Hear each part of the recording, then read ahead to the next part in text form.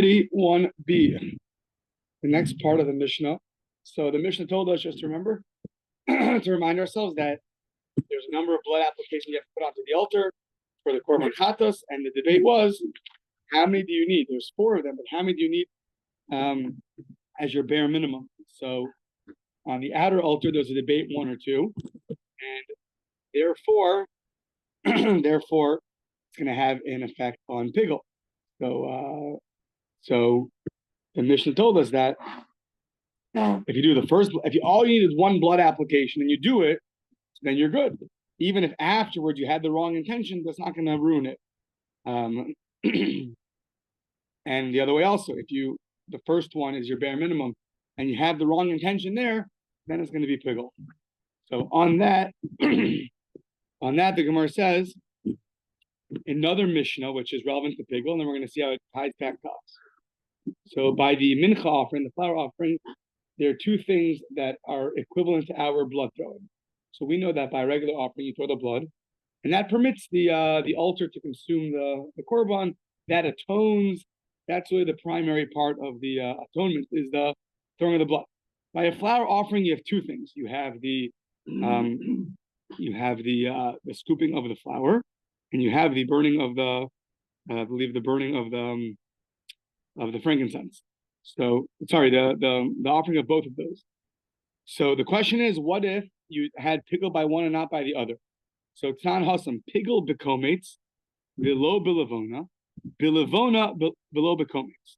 So when you are sacrificing your flour offering, so you had the wrong intention by the komet, let's say by the scooping of the blood, by the scooping of the flour, sorry, but not by the frankincense. I don't know if here means the scooping more, it means the actual, I think, placing on the altar.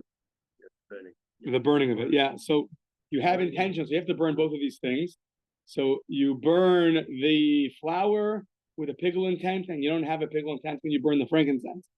Or the other way around, when you burn the frankincense, you don't have in mind, you have in mind a pigel intent, but when you burn the flour, you do not. So do you have to have pigel for all of the things that require pigel? Right? That sounds like our Mishnah. You have to do 4 blood applications. Which one is essential? Which one is not? So we're just now bringing the flour offering and seeing how it compares to us. So Rabbi Meir Omer pigel. Even if you have a pigel for one of them, that's going to be considered pigel and chayiv and la kares. If you have intention while you're offering the flour that this sacrifice will be consumed outside the right time, it's going to be kares. And if when you're doing the frankincense, you have that same wrong intent, it'll be kares. The chachamim omrim ein bo kares ad sheyipagel b'kol hamatir. The chachamim said there's not going to be pigel until you have the wrong intent for both of them. Meaning, it's like one process. So if you only have the wrong intent for one of them, it's like having the wrong intent for half the process. That's not going to work. The question is, what does Rabbi Meir hold? Rabbi Meir, who agrees that you can have pigel intent even for half of the permitting service, when you bring up the flour offering. If you just have the wrong intent for the frankincense, pigel. You have the wrong intent for the flour offering when you offer it, pigel. And the Chachamim say you need both. What does Rabbi Meir hold? But basically, we're going to have 2 ways to understand Rabbi Meir. The simplest way to understand Rabbi Meir is he holds that even on half of a process, if you have the wrong intent, it's pigel. And the Chachamim hold no, you have to have the wrong intent for the whole process. You see where, Jules? Yeah. So that would be the simplest way to understand their dispute. Do you need a wrong intent for the entire permitting process, both frankincense and the flour offering? Or no, even the wrong intent on part of it would be enough. That's one, probably the simplest way to understand. There's going to be another way to understand Rav Meir, so it's much more nitty-gritty. It's just when you have the wrong intent on one thing, and then you have no intent on the next thing, right? So do you automatically go after your first intent or not? But I have one intent in the beginning. Unless I told you that I changed, I didn't change. So even my second thing that I do is going to be the same intent as the first thing, unless I change. So that's going to be 2 ways to understand Rav Meir with proofs back and forth. Okay. So Amr Shimon Lakish said Shimon Lakish. What is the reasoning for Rav Meir? Says Shimon Lakish. Lo tema time of Rav Meir. Don't say the reason of Rav Meir is, meaning it sounds like you would logically say this. So he says, don't say this. Don't say that Rav Meir holds that as long as you have the wrong intent for part of the permitting service, that's enough to cause pickle. Don't say that. Rather,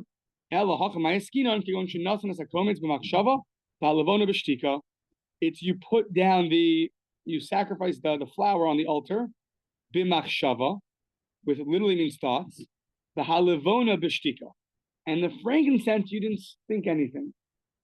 Blank head, a cricket going through your head, nothing there.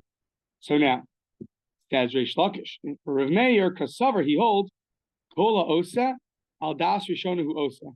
Anybody who does something does it with their first intent. Just because you're silent now or you're blank-headed doesn't mean that it means that you go after your first intent, right?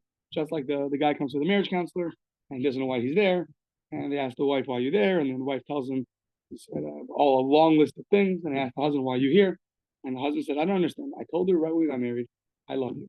If things change, I'll let you know." So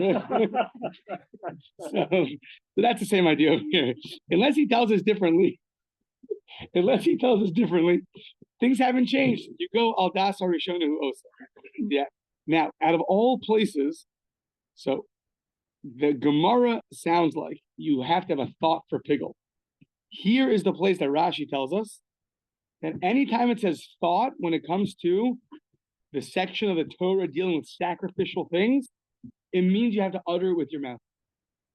So anytime it says machshava, our one says machshava, Rashi says it doesn't mean actual thought, it just means as opposed to an action. You have to speak it out.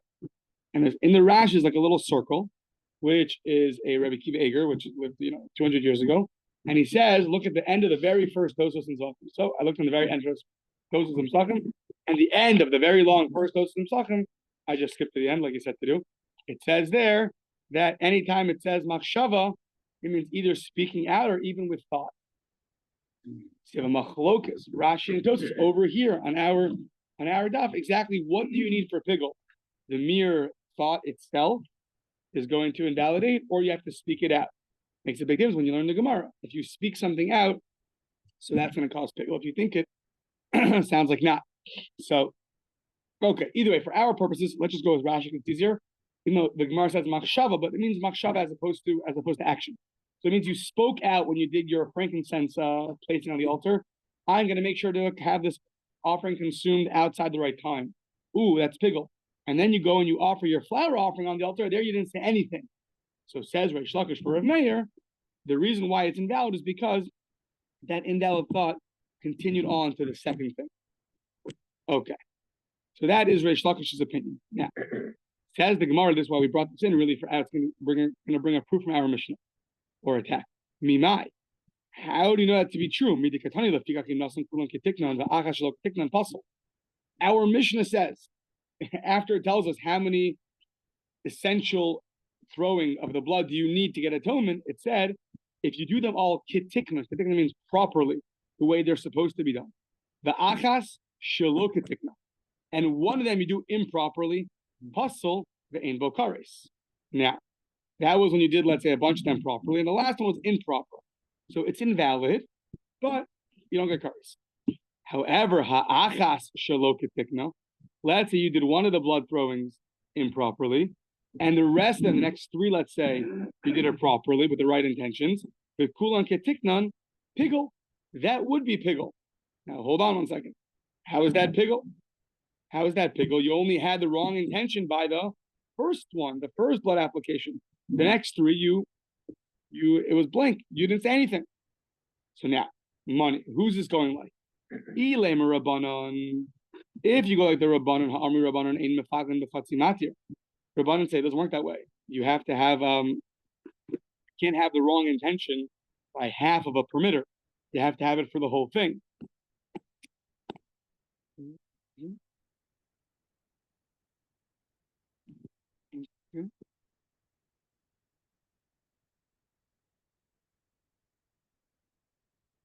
Yeah. So according to Rabbanan, having the wrong intent for only one of them is not going to help. You have to have the wrong intent for all of them. We're talking which part of the Mishnah? The next part of the Mishnah. Okay. Yeah, that's why I'm confused. We're talking about by now. The Mishnah is talking about the inner applications, on the application on the inner altar. In that case, all 4 blood applications are essential, are absolutely essential. That's why I was confused. There's only one that's essential, but I'm understanding what I mean. So they're all essential. You have 4 essential blood applications. Now, the implication is if you do one of them improperly, with the wrong thoughts, you're gonna consume it outside the right time, and the next 3 do it properly. It sounds like that would be pigul. Well, who does that go like? It can't go like the Rabbanon. The Rabbanon hold explicitly that you cannot have pigul for part of a permitter. You have to have it for the entire thing, all 4 applications. So who's it going like? Ella Rabbi Meir. It must be going like Rabbi Meir. That Rabbi Meir holds that even if you have it on one improper thought for one of the applications, then it's going to invalidate it. Now, the time of Rabbi Meir, we're still in the middle of the question. So it must be Rabbi Meir, because the Rabbanan, there's no way out. If you have to do 4 applications and only have the wrong intent for one of them, it's never going to work. That's never going to be an invalidation. So it must be Rabbi Meir. Now, there's 2 reasonings for Rabbi Meir.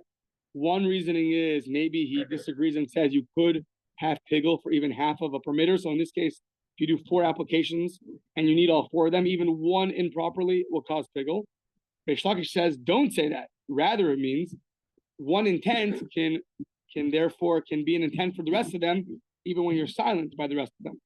So now, the time of Rabbi Meir mishum demapagan b'chatimatir who so afilu kidikatani nami. So if the reason of Rabbi Meir is that you could have pigul for even half of an essential service, so then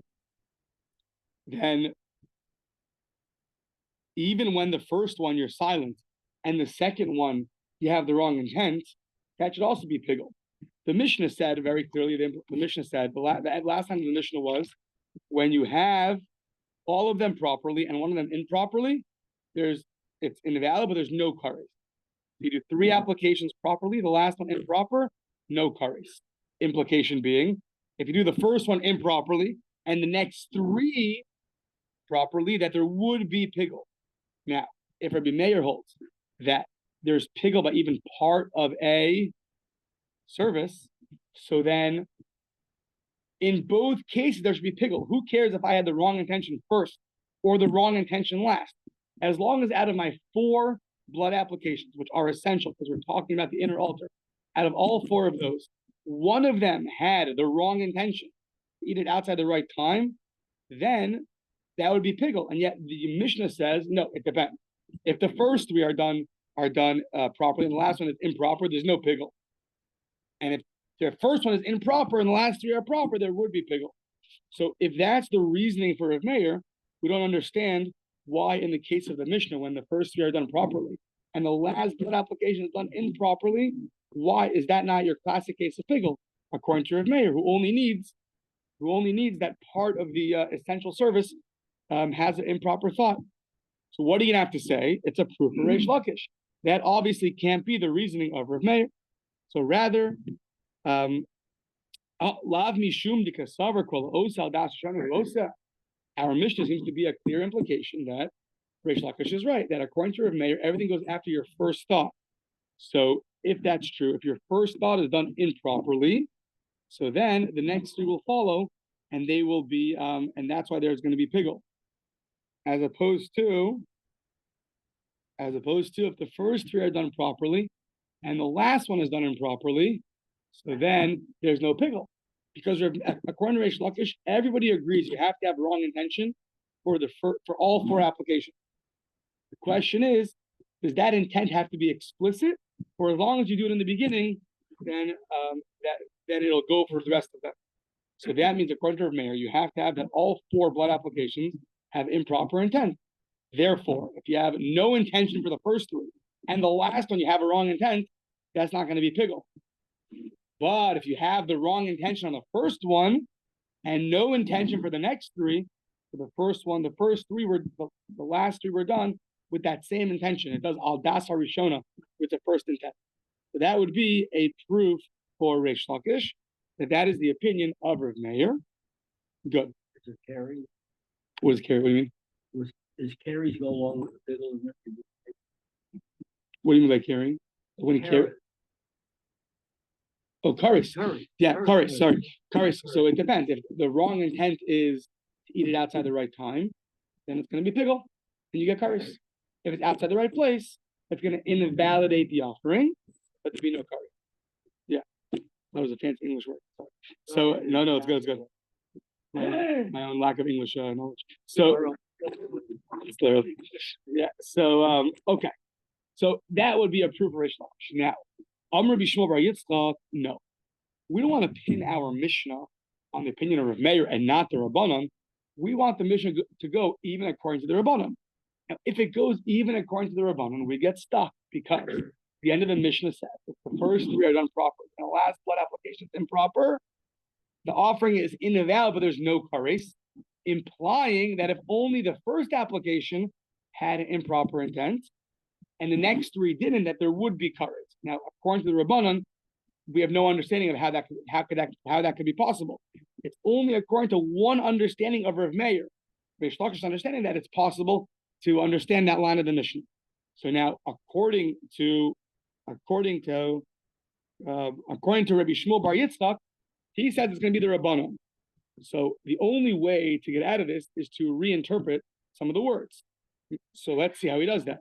Umayi kitiknan lepigel. That line of the Mishnah which says if you do the things kitiknan, which the simple understanding means to do it properly. So he understands it. Kitiknan means kitiknan lepigel. If you do it kitiknan and to get pigel. So what does that mean? So the case of the Mishnah now means if you do the first three kitiknan, which means not properly and it's kosher, properly to fulfill your qualifications of getting pigel. So if you do the first three applications kitiknan, which means you have the wrong intention in mind, you're going to eat the sacrifice outside the right time, and then the achas shelo kitikna, but the fourth application you have a different intention, let's say outside the right place. That's why there's no curry. However, what's the implication of that? Michlal de tikna lehakshir. Michlal, possible bein bokaris. Michlal de tikna lehakshira hu da asa. So what's the implication of that? The implication of that is.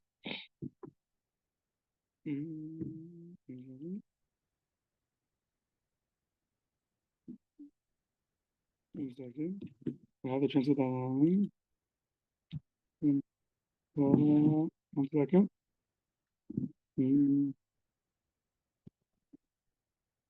Right. So once again, so if you do the first three with the wrong intent and the last one with a different intent, then there's going to be no pigel. But what does that imply? Michlal the tikna lehakshira hu da asa. How to translate that?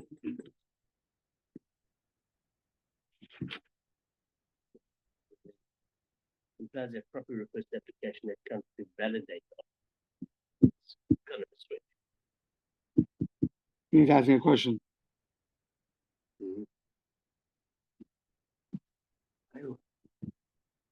Oh, sorry. Let's skip 1 second. Umay kitiknan the pigel. That the tiknan means tiknan for pigel, and that's why there's no curry. It's fine. V'hamid the katani, but the Mishnah said lefigach im nasam kulan kitiknan. If you do all of them kitiknan, the achas shelo kitikna, puzzle the ein bokaris. Meaning the Mishnah implies that when you read the Mishnah, if you do all of them kitiknan, which we understand to mean properly, kosher, but the way he's understanding it means if you do them all kitiknan means with the wrong intent, meaning you have intent on 3 out of the 4 blood applications that you're going to consume the offering outside the right time. The achas shelo kitiknan, but then the 4th application you do it improperly, meaning in a way that you won't get pigel. Let's say you have the wrong intention to eat it outside the right time, outside the right place, not outside the right time. So then it's going to be puzzle the ein bokaris. Okay. Michlal the tikna lahakshirahu. You see when the Mishnah sets it up, these are done ketiknan, and these are done shalo ketiknan. That tiknan really means that you do it properly, and shalo ketiknan means you do it improperly. So it doesn't really read, if you want to read it, ketikna means ketikna lepigel. It doesn't really read that way. So says Amarava, Mai shalo ketikna. So shaloke, I will jump the gun. Rava says you're right. Shaloke tikna means chutzlim komo. That's what it means. Meaning Rava says when it says tiknan for pigel, the opposite of that is something which is not going to be pigel. So therefore, tiknan means good for pigel, and loke tiknan means not good for pigel. So good for pigel means outside the right time, and not good for pigel is going to mean outside the right place. And therefore, the Mishnah could still be the Rabbanon. So therefore, if you do the first three kitiknan, which means good for pigel, with the wrong intention, meaning outside the right time, but the fourth one's going to be outside the right place, so then it's not going to be kares. Just wondering, we had earlier an implication. How do you do the implication of earlier now? You're going to get to that. Okay, whatever. Fine. So fine. So Rav Ashi says, Rav Ashi Amar, Shalo Lishma, Rav Ashi Amar, Shalo Lishmo, Rav Ashi says that Shalo Ketikna, if you do it improperly, which means improperly that you won't get kares. So another example of improperly, which means things that don't get you kares, is Shalo Lishma. Instead of having in mind the wrong place, if you have in mind the wrong sacrifice, that's also going to be a problem. So, what would that mean now? Rav Ashi Amar Shelo Lishmo Michlal. That would imply the Chilo Avidla Chutzlim Komo Vishelo Lishmo Mechayiv. So, when it says Lo Ketiknan, it doesn't only mean outside the right place. It even means if you have in mind the wrong sacrifice, that's also going to be kares, implying that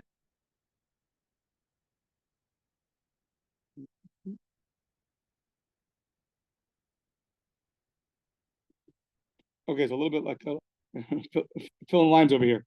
So he's asking like this. Our Mishnah said, if you do three things kitikna, which means with a proper intent to get pigel, to get kares. So if you do the first three with the wrong place in mind, with the wrong having intention to consume the offering in the wrong time, and the fourth one is going to be shelo ketikna, which means either means outside the right place, which does not get you kares, or if you have in mind the wrong offering, the chatas offering, the wrong offering, that's also not going to get you kares.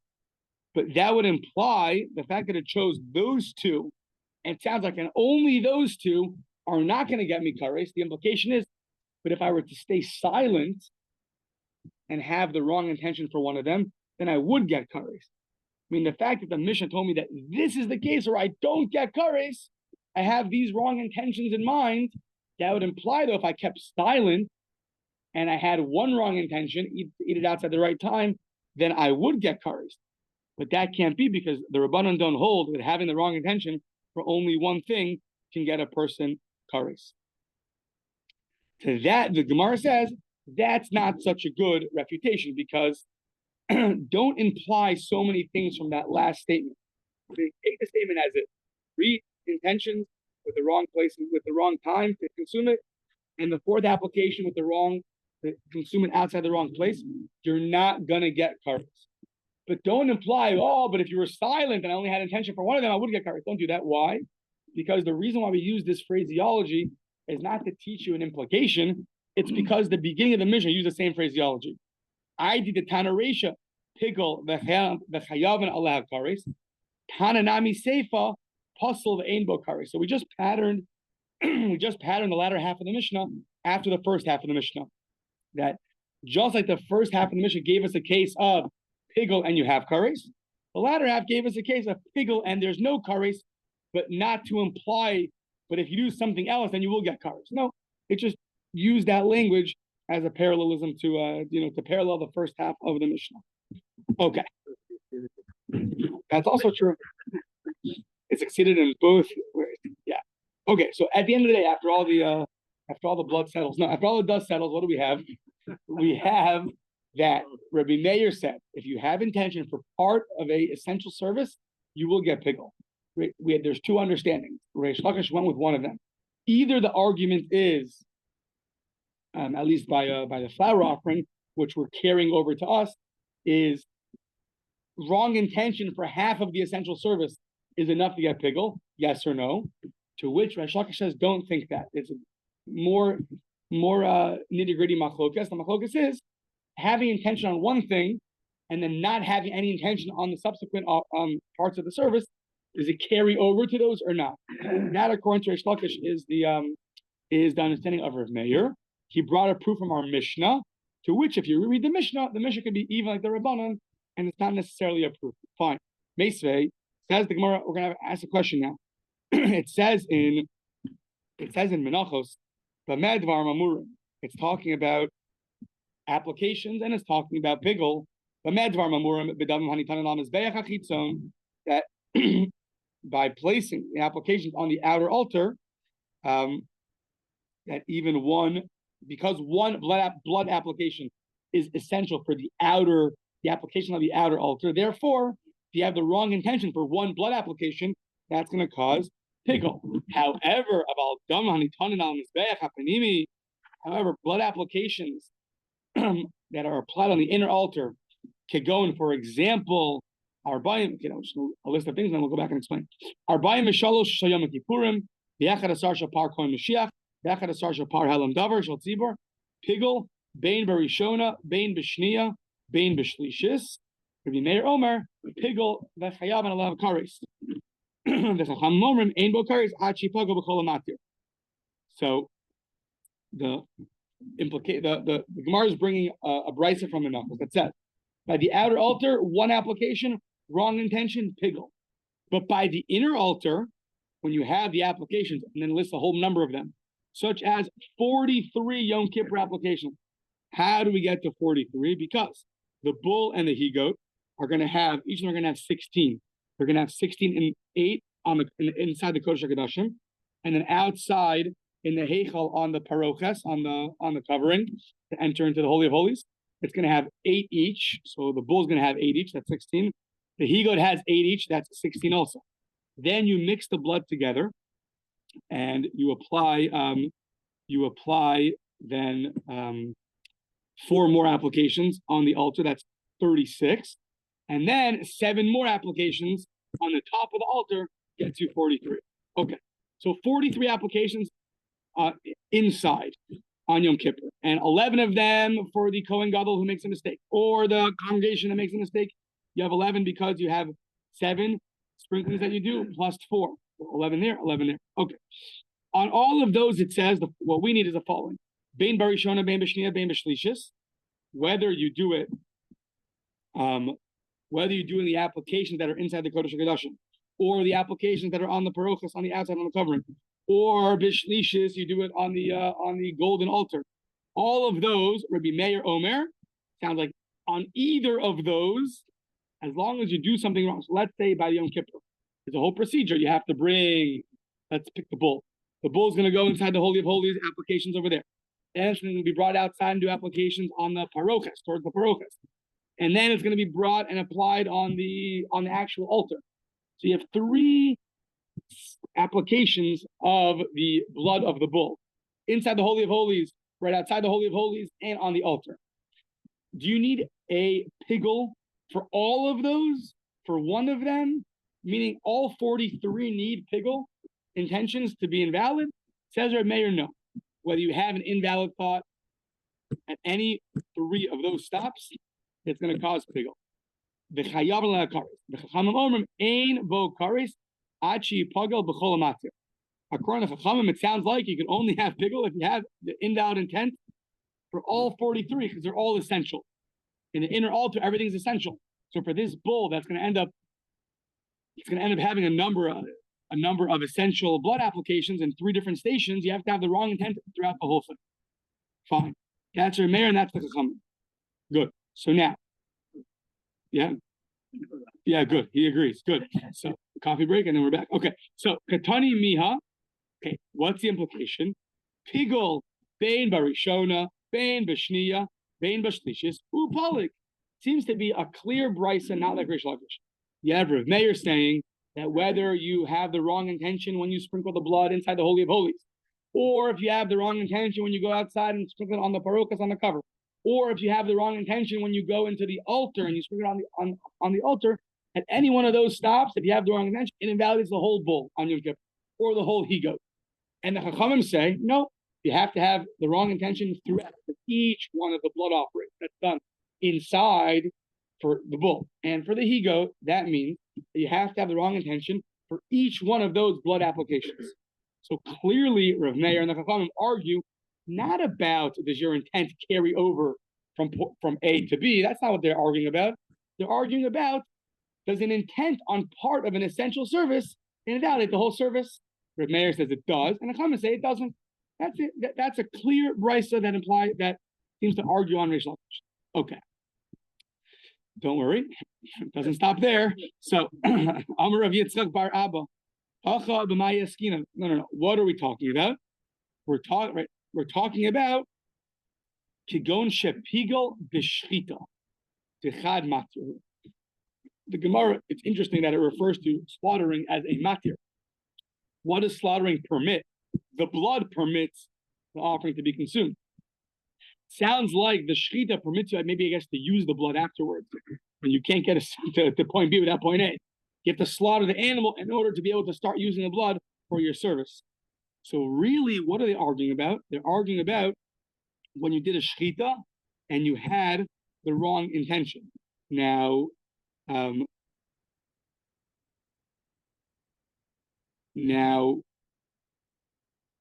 what does it mean exactly that you had pigul barishona, bashio, bashlishis in the beginning, the second, the third?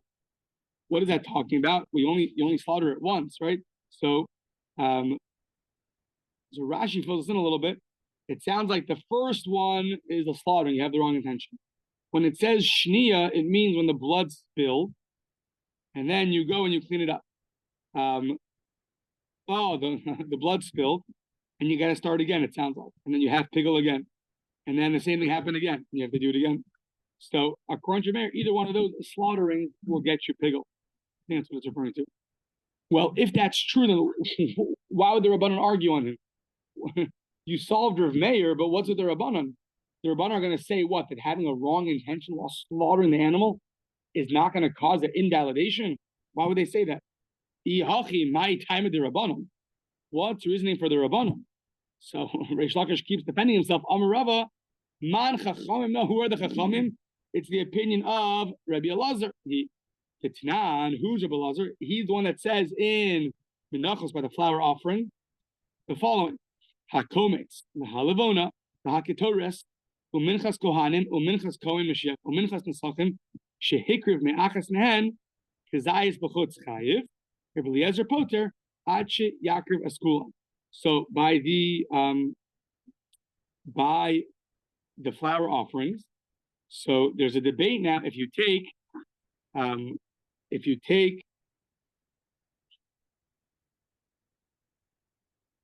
one of the an olive's worth amount outside, let's say outside the courtyard, so according to Chachamim, you're chayiv. So we'll just get the details exactly. 1 second.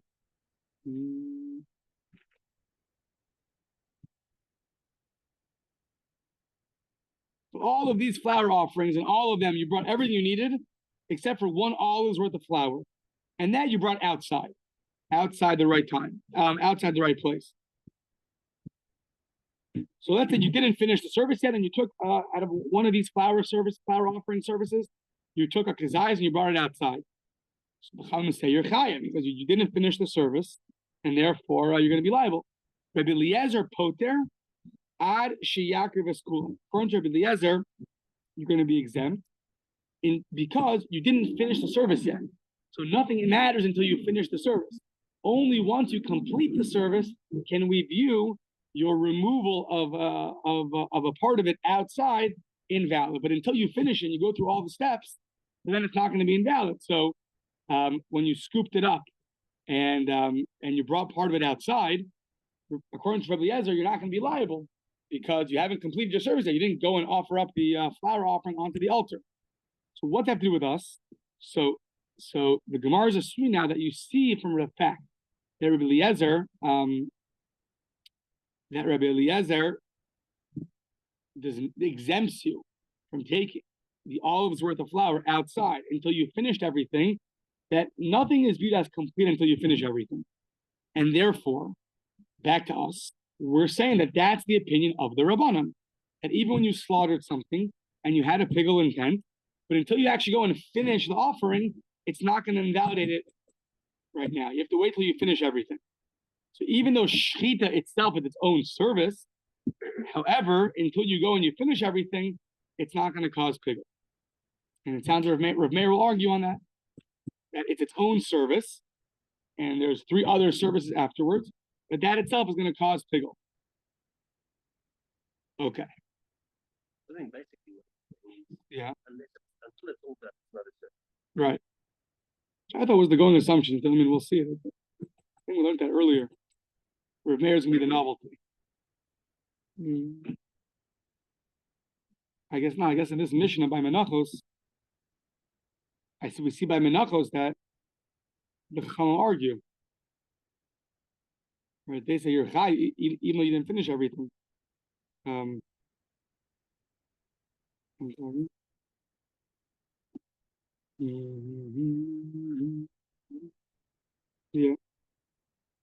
Yeah. Okay. On this, once again, we had an explicit brisa that seems to say that according to Rav Meir, the machlokas that he holds a wrong intention on part of a service is going to cause a pigul. To which we said, no, it means it's the wrong intention on a full service, the full service of shechita. That's going to cause a invalidation. To which we said, then who are the chachamim? They must be Rabbi Eliezer, who says that until you finish everything, it's not going to cause invalidation. The Hamar Rava, hold on, umod the Rabbi Eliezer bedamim. But Rabbi Eliezer, that might be true by the flour offering, but by the blood offering, Rabbi Eliezer, Rabbi Shimon Omrim, mimakum shepasak misham hu maschil. So this is a case where,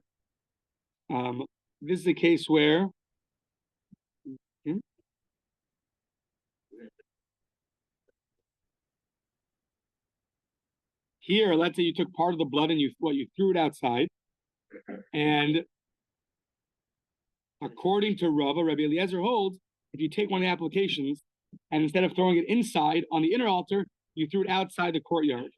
So you didn't finish the service, but yet he's still going to say it's invalid. Right?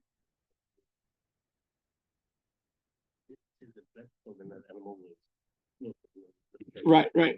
And how does Rava prove that? From Rabbi Eliezer and Shimon, who say that when you place part of the blood inside and the rest of it spills, what do you have to do? Bring new blood and start again, because you didn't finish the service. So you put on, let's say you need 4 applications that are essential. You did 2 and you spilled the other 2. So what do? Just do 2 more, or you start again? Rabbi Eliezer and Shimon say you have to start again because it's all one service. You can't divide it up. So if you're comparing the flour offering to the blood application, so then just like the flour offering, just like by the flour offering, he views it all to be one thing, and therefore you're not liable. Over here,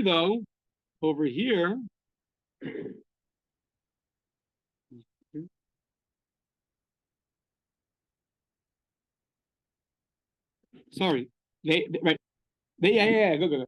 They argue, meaning according to Rabbi Eliezer and Shimon, they say if some of the blood that was applied, that's what you have to apply 4 applications. You apply 2 and then the cup spilled. So what do? They hold just do 2 more. Chachamim say start again. You got to do all 4. Messed up. Go back to the beginning. So what do you see from Rabbi Eliezer? That each one of the applications is its own thing. It's not all or nothing. If it was all or nothing, then you have to do all 4 at once. You have to do all 4 back to back to back to back. If you spilled, you got to start over, right? But according to Eliezer and Shimon, you did 2, then it spilled. Just go and do 2 more, because we can view each application in its own right. So that is not the same as Rabbi Eliezer by the flour offering, where he viewed it all as one thing. And therefore, if you right now you brought some of the flour outside, you're going to be exempt because it's all considered one big package. In this case, we see the applications are actually, each one is their own individual application. Okay. So Ella Amar Rava, really go back to that price that said about the 43 applications and you had the wrong intent in the first, second, and third. That brisa, we're not talking about the shechita. We're talking about having the wrong intent,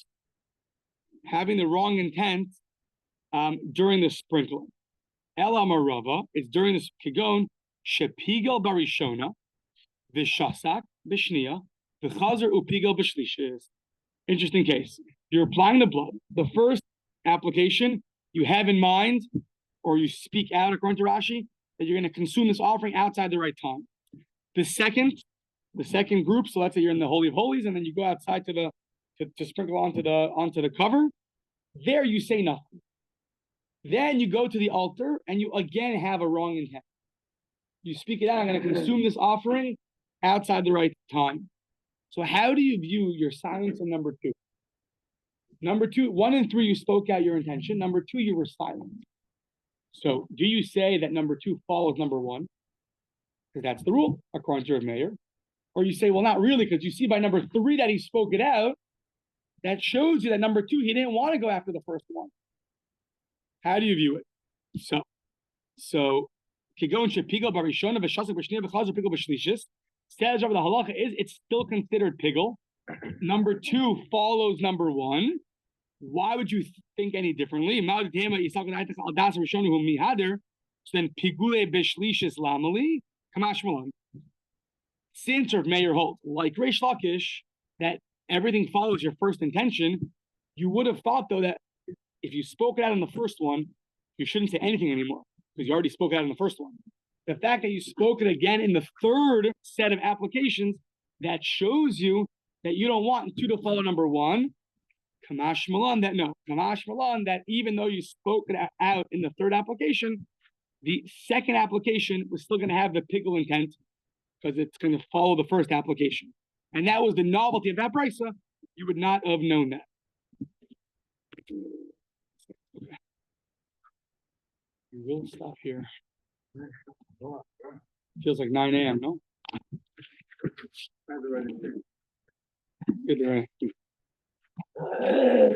Not as opposed to other days. I mean, just in addition to other days. Yeah, that doesn't. Contrary to American.